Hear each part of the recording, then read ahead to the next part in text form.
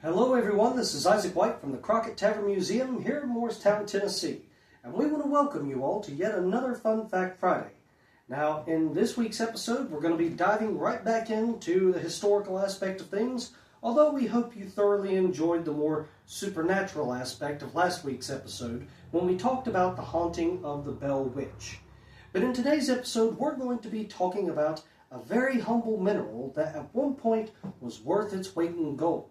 In fact, you probably don't know, but it's from this one particular mineral that we get the word salary, which is the word for us getting paid today. But this precious mineral started off with very humble origins. Now, you might be thinking, what kind of mineral is it for it to be so humble yet so valuable? And you might think of valuable minerals such as gold, diamond, platinum, or lithium, but you'd be dead wrong. Interestingly enough, this mineral, you can easily go ahead and get off the supermarket shelves today, go to a restaurant, it's sitting in the little shakers right there in front of you. And that mineral is salt. Now, how in the world we get about to the point of people figuring out what salt is, what it's good for, we really don't know. Kind of like a couple of different things in life, such as who figured out that we could drink cow milk and what was his thought process leading up to that? We don't really know. In some cases, we're probably better off not knowing, but we do thank those people for making those discoveries nonetheless. Unless it's in regards to milk and you happen to be lactose intolerant, then you have my sincerest apologies.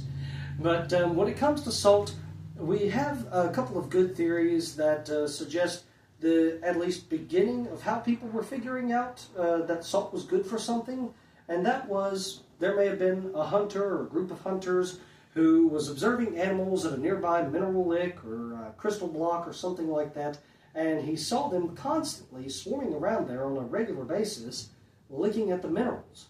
And in a moment of what could only be described as a what's good for the goose is good for the gander type situation, a light bulb went off in his head. And after the animals left, he decided to give it a try himself, and found to his delight that it imparted a wonderful flavor. But he also probably realized that after a while, his tongue started to get a little dry, and he became very thirsty, and it was that discovery in and of itself that might have inadvertently led to people figuring out that they could use salt to preserve food, which we'll discuss here in a few moments' time. But salt has been around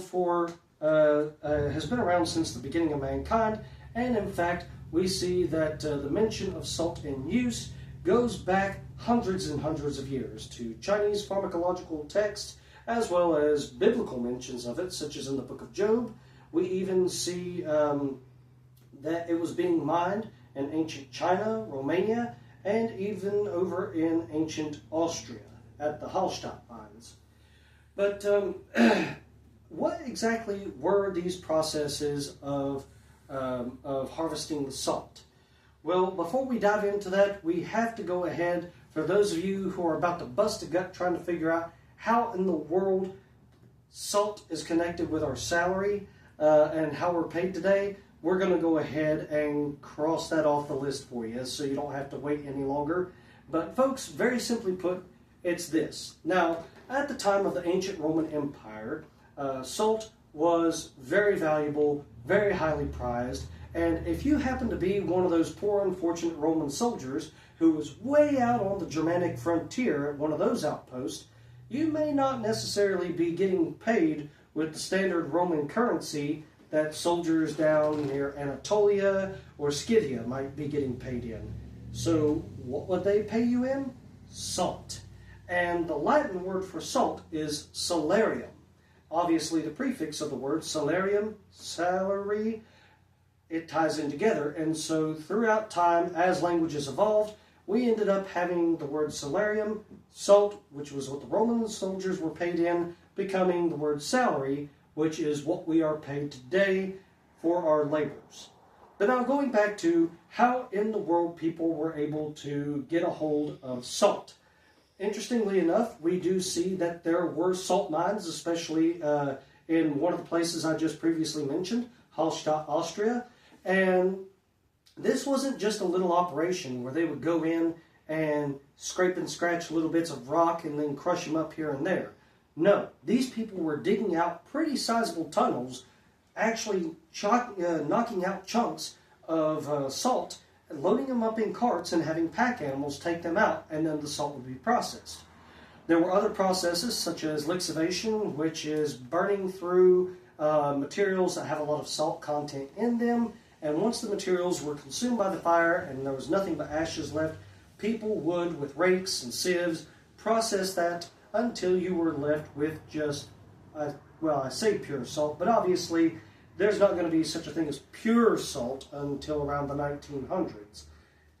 In the 1800s, on further back, despite how much time you took with processing it, trying to get as clean a substance as possible, you were still going to have some kind of impurities in there one way or the other. But that was just part and parcel of living in that time. Other processes of getting salt were, of course, quite literally making brine or tidal pools around the coastal regions, and they would capture the seawater and let the sun simply evaporate the water until you were left behind with sea salt. In fact, because the process of making the sea salt was so widespread, because anyone along the coast could set up that kind of a industry, they would go ahead and have so much salt that they would ship it inland. So even if you were living 200, 300, 400, 500 miles inland away from the coast, the odds of having sea salt with which you are seasoning your foods or preserving your food supplies with, it's going to be about 99% chance. And in fact, interestingly enough, we see that this transferred itself over to America because before people knew about the inland mineral licks, the same process still applied. And if you happened to live out on the frontier, well then about the only chance you had of getting salt was salt that was being imported from the coast out to Fort Pitt or from the salt works down in Louisiana. But unfortunately, because of the time spent making the salt and also, of course, transporting the salt, it was typically sold at a 300 to 400% markup.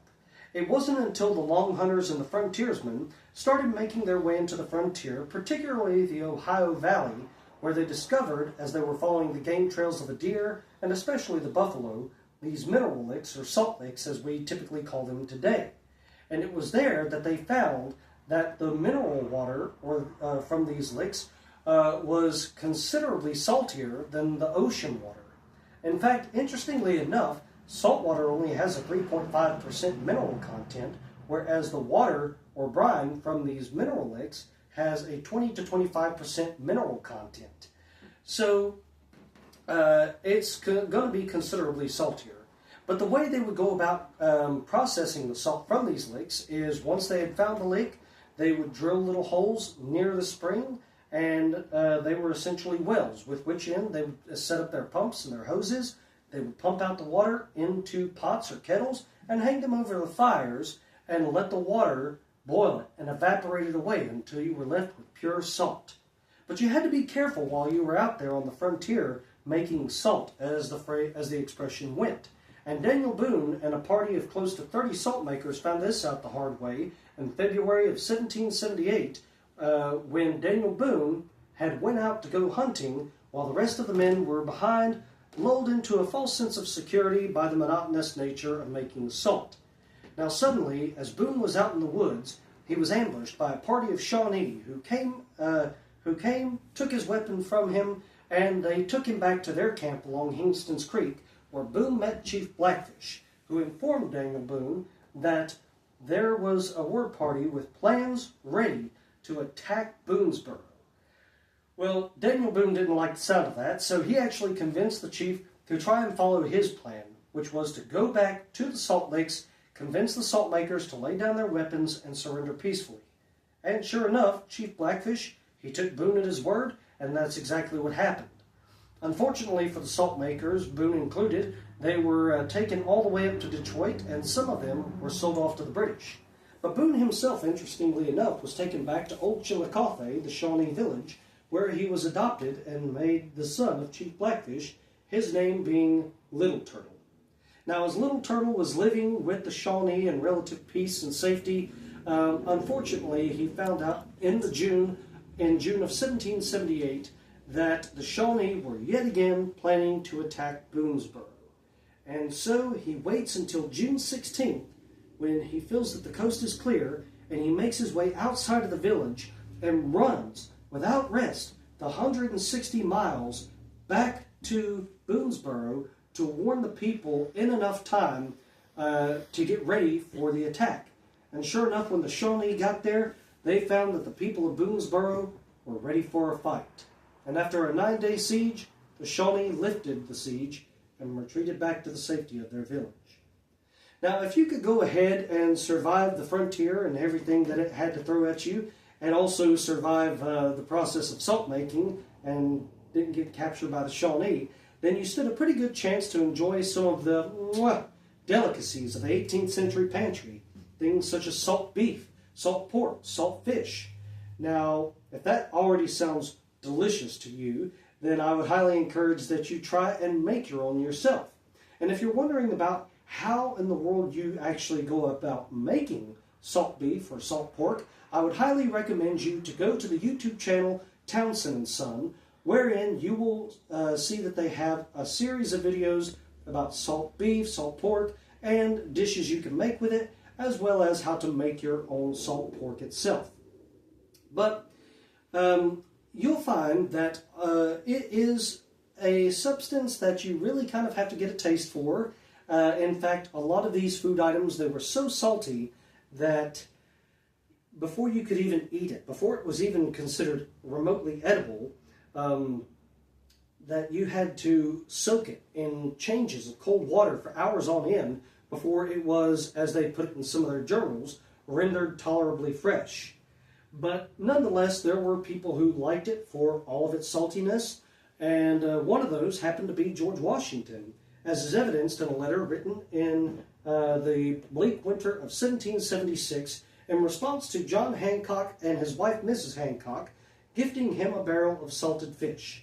And in this letter, George Washington simply states, "To Mr. John Hancock, my thanks for the barrel of salted fish.